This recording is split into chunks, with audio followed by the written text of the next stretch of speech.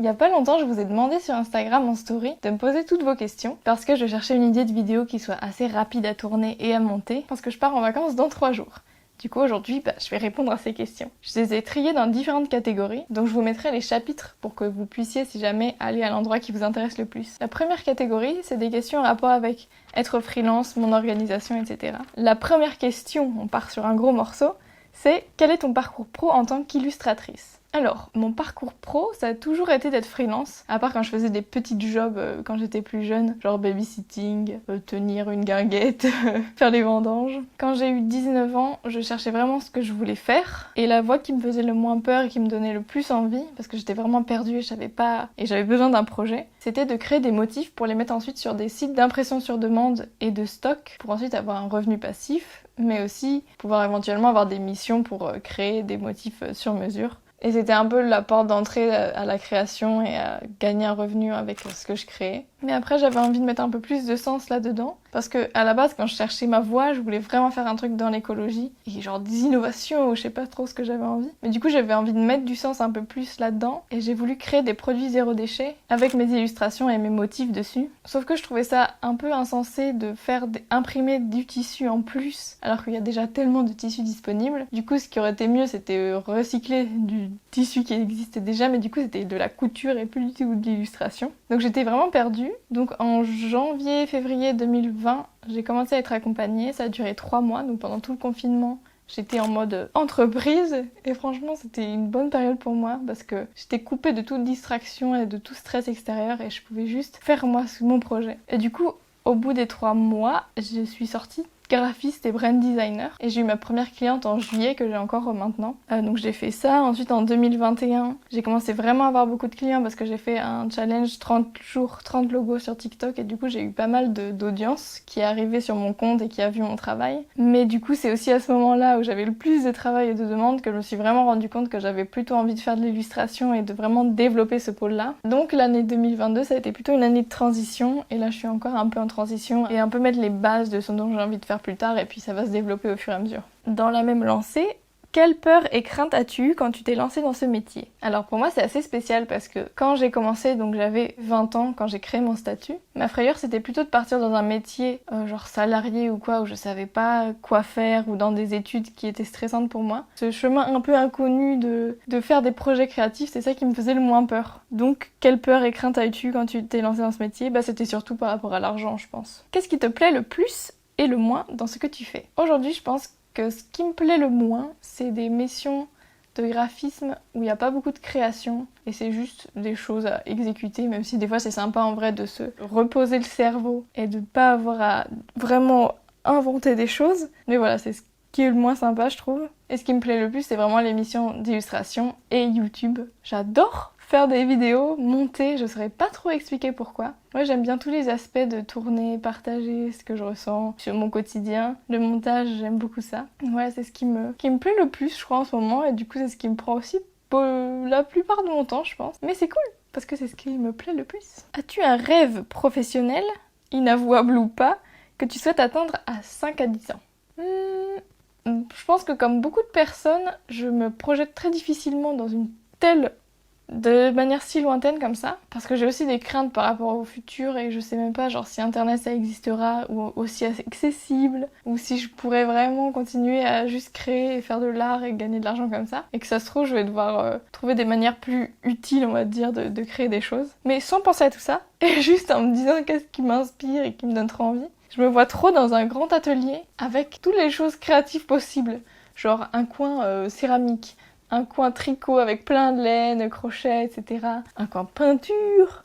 Qu'est-ce qu'il pourrait y avoir d'autre? De la couture. Tout ça, j'adorerais pouvoir juste créer et gagner de l'argent grâce à ça, ou au moins pouvoir en vivre. Soit parce que j'ai une audience qui m'adore et qui va acheter tout ce que je fais, soit parce que, je sais pas, il y a un revenu universel et que du coup je peux poursuivre mes aspirations comme je le veux. Choisis-tu tes clients pour le graphisme? Non, je choisis pas mes clients, c'est mes clients qui me choisissent. Mais en fait, ce qui est bien, c'est que je crois que comme j'ai construit toute ma communication, ça fait que ça attire des personnes avec qui ça matche bien l'énergie en général. Je pense par rapport à l'univers que je transmets aussi, il y a beaucoup de contenu où par exemple je parle, etc. Donc les personnes peuvent un peu cerner la personne que je suis. Et donc je pense que je reçois des demandes de plus en plus de personnes qui connaissent un peu mon univers et comment je travaille, etc. Du coup ça fait comme un pré-tri. Après ça m'est arrivé aussi d'avoir des personnes où c'était un peu moins l'énergie qu'il fallait, mais j'ai pas le luxe au quotidien de vraiment choisir les clients et de me dire « Oh, j'ai tellement de demandes, je vais prendre que les meilleurs ». Ça m'est arrivé qu'une fois, du coup, quand je faisais le 30 jours 30 logos, où j'avais tellement de demandes que forcément, il fallait que je filtre un peu. Mais sinon, non, en général, je choisis pas vraiment mes clients. Après, je suis libre de dire non si je le sens pas, quoi. Comment se passent les relations avec tes clients? Te sens-tu parfois dépassé par leurs demandes? Alors pour les relations, en vrai, c'est assez fluide pour moi. Je doute beaucoup en vrai. Au début, je savais pas trop comment j'allais pouvoir faire, mais j'ai eu de la chance de pouvoir apprendre à communiquer de manière claire, bienveillante, etc. Du coup, ça se passe toujours très bien. Et il y a des moments où vraiment j'ai l'impression que ça bloque et que j'ai vraiment peur. En fait, j'ai du mal à prendre du recul sur comment c'est perçu par l'autre personne. Et donc j'ai l'impression que je suis relou à redire les choses, à reclarifier, à dire ah non mais en fait ce truc là ça va pas vraiment. Mais j'ai eu un écho une fois où j'avais vraiment l'impression que ça se passait comme ça et que c'était compliqué. Qu'en fait indirectement j'ai appris que la personne de l'autre côté a trouvé ça vraiment chouette comment j'ai géré ça et que c'était très clair et que j'avais bien accompagné. Donc voilà en fait en général ça se passe bien et je pense que le truc c'est vraiment d'être clair quand on discute avec les gens, d'échanger, de pas avoir peur de répéter, de dire le nombre de modifications qui sont incluses dans le devis, quand on demande des retours de dire exactement de quel retour on a besoin, de dire les étapes aussi, les prochaines étapes, moi je fais ça beaucoup, comme ça c'est clair tout au long. Et si jamais il y a des litiges ou des trucs, vraiment les dire assez avec manière bienveillante mais ferme et très claire sur bah voilà, faut pas non plus dépasser les bornes de la mission quoi et que c'est vous qui savez comment ça se passe. Et du coup la deuxième partie c'est te sens-tu parfois dépassé par leurs demandes? Je pense que ça c'est plutôt une peur que j'ai en amont en me disant oh, ça se trouve un jour je vais avoir une commande et je saurai même pas quoi faire ou j'aurai pas assez les compétences et du coup ce sera horrible. Mais en fait je pense qu'il y a toujours un peu ce truc de c'est bien d'accepter des missions qui sont juste un tout petit peu inconfortable et qui pousse un peu vers des choses vers lesquelles nous on n'irait pas forcément et du coup ça fait améliorer des compétences nécessaires et intéressantes que nous on n'irait pas chercher quoi. Mais donc ça m'arrive un peu au début douter par exemple dans des créations de logos ou quoi, c'est toujours un peu le flou au début parce qu'on sait pas trop si on va réussir à faire un truc bien. Mais voilà c'est un processus que voilà il y a des doutes mais au final on arrive toujours à faire un truc bien. Et aussi des fois les clients et clientes de l'autre côté, ils sont là aussi pour vous aider et vous donner des retours pour améliorer et atteindre le truc qui vous plaît quoi. Mais oui, bien sûr, des fois je doute vraiment de ma compétence et de si je vais pouvoir y arriver, et je pense que c'est normal. Si tu fais des commandes ou des commissions, laquelle était la plus farfelue et celle que t'as adorée? Alors moi je fais pas de commission en illustration, pas pour l'instant, peut-être un jour. Mais du coup comme j'ai beaucoup de demandes de graphisme, surtout à cette période-là encore, j'ai eu énormément de demandes. Une fois j'ai eu une demande un peu farfelue d'une entreprise qui faisait je crois de la rénovation de jantes de voitures. Alors je ne savais pas que ça existait. Du coup je leur ai dit bah écoute ça avait l'air très sympa votre projet mais c'est vraiment pas mon univers. Et ensuite ce que j'ai adoré, je crois que c'est une mission d'illustration sur laquelle je suis en ce moment. Donc j'ai commencé cet hiver, puis il va avoir une autre partie en automne. Et ça c'est vraiment une grosse mission avec beaucoup de choses différentes à créer. Je peux vraiment exprimer ma vision des choses, c'est dans mon style, etc. Donc ça c'est vraiment cool et j'espère que je pourrai avoir d'autres missions d'illustration aussi chouettes. Ensuite une question très pratique. As-tu acheté les mises à jour des logiciels V2 d'Affinity? Alors si vous savez pas, moi j'utilise pas la suite Adobe, donc Illustrator, Photoshop, etc. Moi j'utilise la suite, on va dire, Serif. Donc il y a Affinity Designer, Publisher et Photo. Moi j'utilise surtout Publisher et Affinity Designer. Et donc c'est un logiciel en achat en une seule fois, donc on paye, ensuite on a la mise à jour, etc. Sauf que récemment ils ont sorti une V2, donc Affinity Designer 2, que moi j'ai acheté parce que il y a plein de fonctions qui ont été ajoutées que moi j'attendais depuis longtemps. Donc j'ai pas vraiment hésité et puis j'ai profité de la première offre qui était genre, je sais pas moi, moins 70%, un truc comme ça. Donc c'était assez intéressant et comme j'utilise vraiment tous les jours, bah, il y avait beaucoup de sens à l'acheter. Après c'est la seule V2 que j'ai acheté, j'ai pas racheté Photo 2 et Publisher 2. Ensuite des questions d'organisation. Planifies-tu tes journées? T'imposes-tu des horaires de travail et de détente? Et est-ce que tu fais un planning de ta semaine en avance ou tu décides chaque jour? Alors moi j'ai depuis je pense 1 ou 2 ans, je fonctionne toujours pareil. J'ai des planeurs que j'achète à des illustratrices. Là je viens de finir un de Lana Songe et là j'ai repris un de Ectomorph. Donc j'ai mes jours, mes petites cases jours, et en bas je mets la to-do de la semaine. En gros, les grosses tâches de la semaine, que ce soit par exemple si j'ai une vidéo à monter, les projets clients qui sont en ce moment et tous les trucs en fait pour vider mon cerveau et que je sais que toutes les choses que je dois faire sont sur cette petite case. Et ensuite, la veille ou le matin, je me mets 3 tâches par jour, en gros, 3 grosses tâches principales, qui sont pas forcément grosses, hein, mais c'est vraiment des tâches principales. Et je me fais vraiment pas des to-do trop grandes, à part en ce moment où c'est vraiment le rush avec les vacances. Mais voilà, c'est à peu près comme ça que je m'organise. Ensuite, par jour, je sais pas trop combien d'heures je travaille, j'aimerais vraiment commencer à me chronométrer, enfin à compter tout le temps. Je travaille pas énormément d'heures, mais du coup c'est des heures un peu plus denses et efficaces. Je commence, je sais pas moi, à 10h jusqu'à midi, puis 14h, 16h ou 17h. Donc en vrai, si je fais une journée de 5 heures, pour moi c'est une grosse journée. Et ensuite, c'est très important pour moi de me garder tous les week-ends et les soirs sans travailler. Des fois, ça m'arrive, genre le samedi ou le dimanche, de filmer ou de monter un peu des trucs, mais pour moi ça compte pas vraiment comme travail parce que ça me prend pas trop d'espace mental. Mais sinon ouais, le week-end je travaille pas parce que j'ai pas besoin de faire plus de travail le week-end et puis parce que j'ai pas envie. Oui, ça me donne un bon équilibre, je crois. Comment se déroulent en général tes missions clients en termes de temps dans ta semaine? Ça dépend du coup des missions. Il y a des missions qui me prennent du temps sur 3 mois et donc c'est un petit peu chaque semaine on avance. Ça dépend aussi de la fluidité de l'échange avec les clients, etc. Si j'ai beaucoup de modifications à faire, s'il y a beaucoup d'allers-retours, etc. Quand j'ai vraiment des missions clients comme en ce moment, j'en ai pas mal. Ça me prend la majeure partie de ma matinée. En général, je fais ça le matin parce que le matin, j'essaye de faire les tâches qui prennent un peu plus de créativité et d'inspiration. Et l'après-midi, des choses qui demandent moins de puiser dans mon énergie. Donc c'est un peu une organisation que j'essaye en ce moment. Et du coup, ouais, c'est des tâches qui me prennent plutôt le matin et c'est ça que je mets en priorité en gros tous les jours, quoi. Et ensuite, la partie un peu plus croustillante sur l'argent. Comment gères-tu l'incertitude au niveau financier? Point de vue psychologique et organisationnel. Alors pour moi, le côté financier, c'est vraiment un stress. Mais récemment, j'en parle dans une vidéo, je crois qu'elle est là. Tout le monde se trompe toujours. Je crois que c'est là. Hein. Attendez, concentration. Non, c'est là.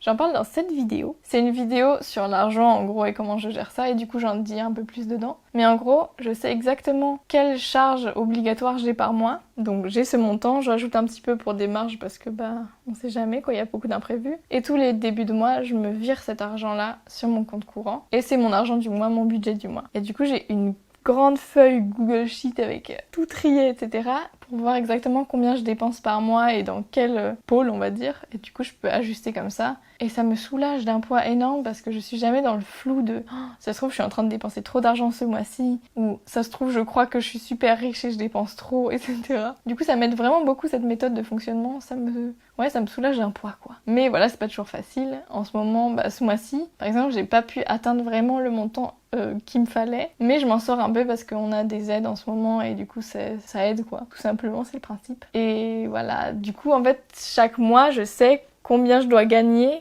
pour au moins tenir le mois d'après parce que j'ai pas beaucoup de réserves. Et donc, pour l'instant, j'arrive à m'en sortir, même un peu au jour le jour. J'ai réussi à me payer un nouveau téléphone en avril, ce qui était assez incroyable. Mais voilà, en ce moment, je suis un peu sur le fil, comme ça. Ouais, c'est vraiment mon but de gagner au minimum d'argent pour pouvoir subvenir à mes besoins, parce que sinon, je suis à la charge de mon copain qui doit m'avancer de l'argent, quoi, donc c'est pas cool. Tu commences à vivre de l'illustration? Peut-être je commence à vivre de l'illustration, mais pour l'instant c'est vraiment pas du tout ce qui me fait vivre au quotidien. Ce qui me rapporte de l'argent, c'est vraiment les missions freelance de graphisme. Et c'est vraiment mon but, bien sûr, de vivre aussi de l'illustration. J'ai une autre question dans le même thème. Est-ce que ton activité YouTube et autres y compris suffit pour subvenir à toutes tes charges? YouTube, ça me rapporte rien pour l'instant. TikTok, ça m'a rapporté 1,50€ depuis que je suis monétisée. Donc pas grand chose. Mais voilà, je suis en train un peu de mettre les bases pour pouvoir vraiment gagner de l'argent grâce à ça. Maintenant qu'on sait tous que je gagne pas d'argent grâce à l'illustration, pas beaucoup, je peux passer au thème illustration. Ton outil de dessin préféré? As-tu du matériel de prédilection, etc., etc. Pendant longtemps, quand j'étais plus jeune et que j'ai commencé à vouloir dessiner encore plus, je regardais beaucoup de speed painting et du coup je me disais mais ça a l'air magique, il me faut ça. Donc j'ai demandé une tablette graphique à un anniversaire et je dessinais sur Krita. Donc c'est comme ça que j'ai commencé de dessiner digitalement. Ensuite j'ai acheté un iPad et donc ça pendant longtemps c'était ma manière préférée de créer parce que je trouvais ça plus simple de modifier, de gérer les couleurs, etc. Mais en fait, c'est un peu le piège parce qu'on a envie de tout faire parfaitement, de refaire les traits, de réajuster mille choses et je trouve que ça enlève un petit peu l'authenticité du trait quoi. Et donc maintenant, ce que je préfère c'est de peindre à la gouache, aquarelle et crayon de couleur. En général, je fais un peu un mélange de tout ça sur papier donc. Et c'est ça que je préfère parce que je retrouve un peu plus les textures, les couleurs, un peu les trucs imprévus qu'on ne trouve pas au digital et que j'essaye un peu de refaire artificiellement en gros sur mon iPad. Mais voilà, je m'amuse le plus avec ça. Je peins pas encore assez à mon goût, mais c'est ça qui m'amuse le plus et qui me plaît le plus quoi. Je sais pas, la gouache, depuis que j'ai découvert la gouache, j'adore. Quels investissements, matériels, logiciels, etc. conseilles-tu à tout illustrateur débutant? Il y a un seul investissement, même si c'est un gros investissement, que je pourrais conseiller, c'est vraiment un iPad et Procreate. Procreate, c'est pas cher du tout. Mais si vous pouvez acheter un iPad, franchement, je pense que c'est le truc qui vous aidera à faire le plus de choses différentes. C'est beaucoup d'argent, mais ouais, moi c'est un outil que j'utilise énormément. Et il y a plein de choses que je pourrais pas faire aujourd'hui si j'avais pas d'iPad. Mais voilà, bien sûr, c'est possible de faire avec beaucoup d'autres choses. Une tablette graphique, ça peut être beaucoup moins cher si vous avez déjà un ordinateur. Donc ça peut être ça aussi, hein. Il y a beaucoup de gens qui travaillent que sur la tablette graphique et c'est super. En termes de logiciels, moi je suis toujours un peu partisane des trucs qui coûtent pas cher ou qui coûtent rien. Donc il y a beaucoup de choses qui sont gratuites. Moi j'ai commencé sur Krita, du coup c'est un logiciel gratuit sur ordinateur. Pour l'illustration, je crois que c'est tout. Après je connais des trucs de graphisme, mais pour l'illustration, voilà. Ta prochaine étape dans ton évolution. Ouverture d'une boutique, print sticker, etc. Et bien justement exactement ça. J'ai envie d'ouvrir une boutique. Bon ça vous le savez parce que j'en parle tout le temps. Mais j'ai vraiment envie de faire ça. Je sais pas encore quand est-ce que ce sera possible. J'aurais bien aimé le faire avant Noël. Je sais pas, voilà, si ce sera négociable, si j'aurai le temps, etc. Mais en tout cas, cet été, en août, je croise les doigts. J'ai prévu de dessiner la première collection parce que j'ai envie de vraiment faire une première collection avec un thème très travaillé et approfondi. Donc cet été, je vais commencer à faire ça. J'ai déjà le nom, j'espère, qu'il va pas changer, en vrai il est sympa. Donc ce sera ça la prochaine étape. J'ai très peur de m'y mettre, mais c'est l'inconnu, je pensais, de tous les trucs que je dois gérer et l'investissement d'argent, etc. Mais je pense que ça va être une aventure intéressante. Un projet que tu rêverais de faire? Depuis longtemps, je rêverais de faire le packaging d'une marque de tisane. Ça me plairait beaucoup. Pouvoir vraiment m'amuser, faire plein d'illustrations pour genre des motifs pour chaque thé différent, faire le logo, faire toute l'identité visuelle. Mais sinon, un projet de rêve. En vrai, un jour, quand j'aurai plus confiance en mes capacités, j'adorerais illustrer un livre pour enfants. Voilà, ce serait déjà cool. As-tu pris des cours de dessin ou autre? Alors ça fait partie un peu de mon syndrome de l'imposteur d'ailleurs. J'ai appris que ce truc c'est une invention patriarcale, attention, ne dites plus ça. Mais en vrai, bizarrement, de pas avoir pris des cours de dessin ou quoi, enfin, en fait j'en ai pris genre, j'ai participé à quelques trucs qui étaient même pas des cours de dessin. Quand j'étais jeune, j'ai pas moi 3 cours accompagnés et puis genre de l'art plastique pendant 6 mois quand j'étais au collège. Mais du coup non, j'ai pas pris de cours de dessin. Et ça mène à la prochaine question. Si tu devais améliorer, travailler quelque chose à ton travail, ce serait quoi? Tes lacunes? Bah du coup en dessin, un peu tout ce qui compose le dessin je crois. J'ai du mal à dessiner des personnages inventés. Je sais très bien recopier une image, genre dessiner le contour des images, etc. Mais après ce que j'ai du mal c'est les ombrages et puis d'inventer moi-même mes personnages et de les simplifier. Mieux gérer la lumière du coup et les décors. Genre là si vraiment je me mettais à fond à 2 choses, ce serait travailler des décors avec des photos, des images de référence, peut-être des films, etc. Et les personnages à fond. Je me sens vraiment pas très confiante en vrai en mes capacités de dessin. Et en fait j'ai pris beaucoup de mauvais réflexes parce que pendant longtemps, quand j'étais plus jeune, j'arrêtais de dessiner, puis je reprenais un peu sérieusement et j'avais l'impression d'avoir beaucoup progressé sans dessiner. Je sais pas si ça vient genre d'avoir observé les choses d'une manière spéciale, du coup j'arrivais mieux à les retranscrire en revenant. Mais du coup maintenant ça m'a mis de mauvais réflexes parce que on peut pas toujours progresser magiquement comme ça, je sais pas comment ça se passait. Et du coup, j'ai du mal à pratiquer parce que j'ai l'impression que j'aurais pas besoin, parce que ça vient tout seul, quoi. C'est très bizarre. Mais ouais, faut que je m'y mette. La partie inspiration. Les artistes que tu apprécies, ceux qui t'inspirent, les découvertes récentes d'artistes dont l'univers te plaît. En ce moment, il y a 2 illustratrices, je crois qu'elles sont toutes les 2 ukrainiennes, que je suis sur Instagram, qui m'inspirent énormément. C'est le genre d'illustration que quand je les vois, je me dis oh, j'aurais tellement aimé que ce soit moi qui ai créé ça. Et du coup, quand je ressens ça, je sais qu'il faut juste que j'analyse un peu ce qui me plaît le plus, que ce soit les couleurs, le sujet, etc. Donc ces deux artistes-là, j'adore. Ensuite, il y a Rebecca Green que je suis et que j'adore. Pareil, son travail. Elle travaille beaucoup avec la gouache. Elle a aussi une newsletter que je suis assidûment. Elle fait aussi des articles sur son site. Ça, c'est une bonne source d'inspiration. En gros, elle décortique un peu des illustrations d'artistes qu'elle aime par thème. Donc la couleur, les formes. À un moment, elle a fait un truc genre sur les bordures, etc. Donc ça, c'est très intéressant. Je mettrai le lien. Et puis, depuis toujours, l'illustratrice que j'ai toujours aimée, c'est Rebecca d'Outremer. Je pense que c'est elle, sans m'en rendre compte, qui m'a beaucoup inspirée à dessiner, etc. Et donc voilà, quand je vois ces 4 personnes, je sais que c'est vers là où j'ai envie de me diriger. Ça me motive vraiment, quand je crée, de garder en tête mon univers et ce que j'ai envie de faire. Du coup, voilà, c'est vraiment ma piste, quoi. As-tu des moments où l'inspiration ne vient pas? Pour moi, l'inspiration, elle est vraiment liée à l'énergie et à mon niveau de morale. Genre pour moi, inspiration, joie et énergie, c'est la même chose.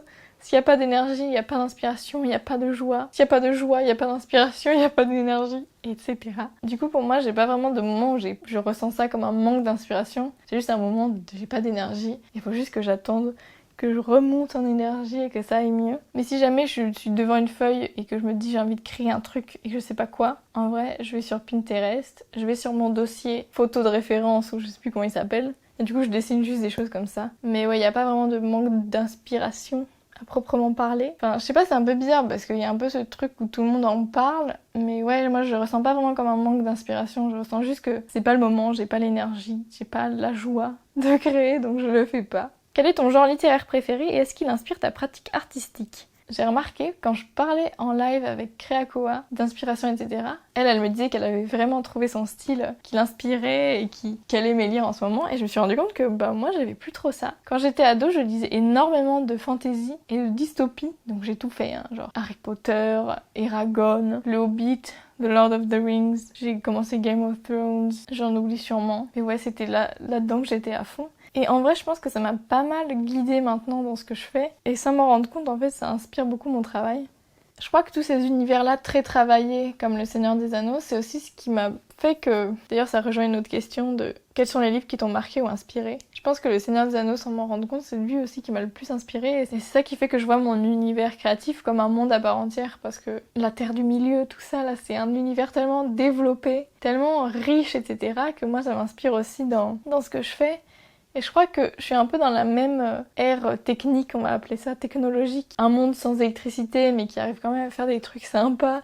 Comme les elfes, par exemple, ils se débrouillent très bien à faire des trucs de ouf sans électricité. Je pense que ça me guide un peu dans ce que je fais. Mais du coup, ouais, j'aime aussi beaucoup les livres de Jane Austen, genre dans Pride and Prejudice. J'adore. J'ai envie de vivre dans cet univers-là où le temps est lent. Quand tu vas rendre visite à quelqu'un de ta famille, tu restes pendant 3 semaines et c'est normal. Et c'est trop cool, quoi. Et ça, j'aimerais plus en lire. Je me suis déjà créé un peu une petite collection. Mais voilà, ma liste de livres à lire est assez longue en ce moment. Et sinon, je lis beaucoup de BD et de romans graphiques et ça, j'adore parce que je regarde tous les détails des illustrations. J'en lis pas beaucoup, j'aime pas les illustrations parce que moi, ça fait partie du plaisir de vraiment regarder. Waouh, comment elle a utilisé la couleur là, quelle texture! Cette composition est dingue. Ça aussi, ça m'inspire beaucoup. Quels sont les thèmes qui t'inspirent le plus? Je pense que c'est genre d'imaginer des petits mondes imaginaires, c'est 2 fois le mot imaginer, d'imaginer des petits trucs comme ça, des mondes un peu cachés, etc. Ça j'adore. D'inventer des personnages, des petites histoires. Donc ouais, en vrai, des mondes fantastiques, sans m'en rendre compte. Ensuite, j'ai quelques questions sur la création de contenu. Comment t'organises-tu pour filmer autant de contenu? Tu gères? Merci. C'est trop chou. C'est marrant parce que moi j'ai pas l'impression de tant filmer que ça. C'est vrai que sur YouTube, je suis contente quand même. J'ai réussi à publier des vidéos toutes les 2 semaines là depuis un moment. Mais il y a d'autres lacunes un peu, genre sur TikTok, sur Instagram, je publie pas grand chose. Mais bon, ça me fait très plaisir. Du coup, comment je m'organise? Je m'organise mal. Du coup, je fais que filmer pour YouTube et tout le reste passe un peu à la trappe. Voilà! Je fonctionne vraiment à la motivation. S'il y a un truc qui me motive vraiment, je vais le faire à fond. Et si ça me motive pas, je vais moins le faire. Combien de temps te prend la création d'une vidéo, depuis l'idée jusqu'à la publication sur YouTube? Je sais pas, ça dépend. Genre cette vidéo-là, elle est créée exprès pour que ça me prenne pas beaucoup de temps. Je dois juste la tourner, ensuite la monter, ça devrait être assez rapide. Comme ça, je peux avoir une vidéo publiée pendant mes vacances. Mais par exemple, les studio vlogs, c'est un peu plus long parce qu'il faut tourner un peu en continu. Et puis au montage, il faut trouver les bonnes musiques, il faut un peu mettre de la cohérence et de la cohésion dans les plans. Donc ça, c'est déjà un peu plus long. Et ensuite, il y a la vidéo que je pense qui prend le plus de temps, c'est les vidéos un peu instructives là que je fais, avec des inserts d'illustrations, de découpage, etc. Ça me prend vraiment beaucoup de temps à créer tous ces éléments-là. Mais du coup, je me rends pas trop compte. Je pense que pour un vlog, ça doit me prendre 10 à 15 heures de montage. Et pour les vidéos d'instruction, c'est pas très long en montage, mais c'est vraiment le moment de créer tous les éléments qui est très long. Vas-tu continuer ta chronique sur tes aventures à l'école? Si vous me suivez sur Instagram, vous saurez peut-être que je fais des petites histoires illustrées sur mon parcours scolaire, parce que j'ai un parcours scolaire très atypique. Et j'avais vraiment envie de le raconter, parce que je pense que ça fait vraiment partie de qui je suis. Et j'ai l'impression que si j'en parle pas, il y a toute une partie de moi que personne connaît et ça me met un peu mal à l'aise. Du coup, j'ai commencé des épisodes. Sauf que, genre là, j'espère que j'ai publié le 3e quand cette vidéo est sortie. Je pense que j'y aurais passé 25 heures en tout. C'est beaucoup trop. Mais en fait, j'ai envie de trouver une manière qui soit et assez rapide à faire et assez jolie. Et pour l'instant, aucun des deux ne fonctionne. J'aime pas trop commencer visuellement et ça me prend énormément de temps. Donc j'ai envie d'analyser tous mes romans graphiques préférés, les BD, les personnes sur Instagram qui font ça 1000 fois mieux que moi et de vraiment trouver ma manière à faire. Et du coup j'espère que je vais pouvoir continuer de manière un peu plus régulière. Et un jour bien sûr je ferai une vidéo là-dessus qui sera sûrement très longue aussi. Et ensuite la dernière catégorie c'est des trucs un peu plus perso. Qu'est-ce qui te rend heureuse en général ? Quand j'ai réfléchi à ça, je me suis dit un truc un peu cucu, mais en vrai, depuis que j'habite un peu loin de ma famille, je crois que je me rends vraiment compte à quel point j'adore ma famille, ils sont super, et quand je suis avec eux, ça me rend trop heureuse. Et mes chats là-bas. Donc voilà, je sais qu'ils regardent, alors ça va être un peu genre rire gênant. Mais ouais, moi j'adore quand je suis avec eux, c'est des gens super avec qui on s'entend tous, on est un peu tous pareils, donc on se comprend beaucoup. Et sinon, de créer, j'adore créer de toutes les manières possibles. Quand je peux créer, je suis contente. Prochaine question. Quels sont tes secrets pour être si calme et si douce? Méditation, bulle protectrice? Cette question m'a fait beaucoup rire parce que moi, je sais que l'image que je projette un peu sur les réseaux, etc., c'est justement un peu ce truc-là, calme et doux. Mais moi, je me vois pas du tout comme ça. Parce que je crois que depuis toujours, j'ai un peu ce truc de... Il y a une différence entre un peu paradoxal de... Il y a un côté... Oh, Maïna, elle, quand elle était petite, elle criait beaucoup et tout, elle était compliquée. Et de... Oh, elle était si sage et si mignonne avec ses grands yeux bleus. Ou oh Maë, tu parles trop doucement. Et je donne beaucoup mon avis des fois de manière un peu peut-être trop grandiloquent et qui prend beaucoup trop de place. Du coup, ouais, moi je me vois pas vraiment comme douce et calme. Et du coup, ouais, comment je fais pour être si douce et calme? En vrai, je pense que c'est comme je suis quelqu'un de très stressé. Genre, très stressé. Ça m'apaise moi-même de parler pas trop fort, de parler doucement. Parce que je sais quand je parle trop fort, ça me stresse. Voilà. Et non, j'ai pas du tout de bulle protectrice, hein. Genre, j'ai l'impression que tout m'arrive comme ça. Bing, bang. Y a pas de protection du tout. Genre, quand je suis dehors, entourée d'autres énergies, c'est genre... Ouais, ça colle sur moi, là. M'étouffe un peu. Non, c'est pas très fort pour me protéger, me carapacer. Pourtant, je crois qu'à un moment, ça m'est un peu arrivé. Et en faisant du clown et du théâtre, hop, ça a tout déchiré. Du coup, moi, je suis... ouverte à tout, c'est un peu bizarre. Et la méditation, ouais, en septembre, j'ai recommencé à faire de la méditation tous les matins, je faisais 10 minutes. Et ça m'a beaucoup aidée. Et genre à me poser vraiment et tout ça. J'ai arrêté quand Gingembre est mort, je crois, et même pendant le Pitchtober. D'ailleurs, j'ai des vidéos très mignonnes de Gingembre qui voulaient absolument me rejoindre quand j'étais dehors à faire de la méditation. Mais je peux pas méditer tranquille. Mais ouais, du coup, après, quand Gingembre est mort, j'ai arrêté parce que ça aurait été juste... J'aurais pleuré pendant 10 minutes. J'avais pas trop envie. Ce matin aussi, comme c'est le rush cette semaine, j'ai fait 5 minutes de cohérence cardiaque. Et je pense qu'il faudrait que je prenne le réflexe de le faire aussi parce que ça m'aide beaucoup. Mais voilà, merci pour ton commentaire. Ça me touche en vrai qu'on me voit comme douce et calme et pas comme gênante et hyper bruyante. Et ensuite, dernière question, que pense ton copain de ton activité / métier? Je lui ai demandé par message tout à l'heure, parce que je savais pas trop ce qu'il voulait répondre. Du coup, je vais vous lire ce qu'il a dit. Ton activité est très intéressante à suivre de mon côté. Je peux voir ta progression en termes de technique et de style. J'aime beaucoup quand tu me montres tes travaux pour les observer ou donner mon avis quand tu me le demandes. Voilà un peu son avis. Moi, comme je le perçois, je crois qu'il comprend pas toujours ce que je fais. Genre, il comprend techniquement ce que je fais et structurellement, mais genre c'est pas vraiment toujours son style, genre les vidéos que je fais, c'est pas vraiment ce qu'il regarde, et même si, ça vous le savez pas forcément, mais je lui demande de vérifier presque toutes mes vidéos pour voir si le son est ok, etc. Donc il regarde toutes mes vidéos, et voilà, il comprend pas toujours qui regarde ces vidéos là, pourquoi elles sont si longues des fois. Mais voilà, il est quand même très soutenant et présent. Et je sais qu'il aime bien être impliqué aussi quand je lui demande des retours, etc. Il est très gentil sur ce qu'il me dit, donc ça va. En tout cas, il m'a jamais reproché ou quoi de faire un métier comme ça, même si c'est instable, etc. Il n'y a jamais eu de pression ou quoi. Et ça vient aussi du fait que lui, bon maintenant, il a un travail salarié à mi-temps, mais il était aussi freelance comme moi, il est cadreur, il fait de la vidéo, etc. Donc il connaît ce que c'est d'avoir un emploi du temps un peu variable, etc. Et voilà pour cette vidéo, j'espère que j'étais assez claire dans tout ce que j'ai dit, que j'ai bien répondu à vos questions. N'hésitez pas du coup à me suivre sur Instagram pour pouvoir poser les questions la prochaine fois que je proposerai un blog comme ça. Si vous en avez d'ailleurs, n'hésitez pas à les mettre en commentaire, ça se trouve ça vous a éveillé d'autres interrogations. Du coup, je pourrais faire une autre partie de réponses à vos questions. J'espère que votre été se passe bien et que c'est chouette et que vous faites des trucs sympas. Merci d'avoir regardé toute cette vidéo, merci pour toutes vos questions. N'hésitez pas à aimer, à vous abonner à ma chaîne, à laisser un commentaire. Et merci et à bientôt!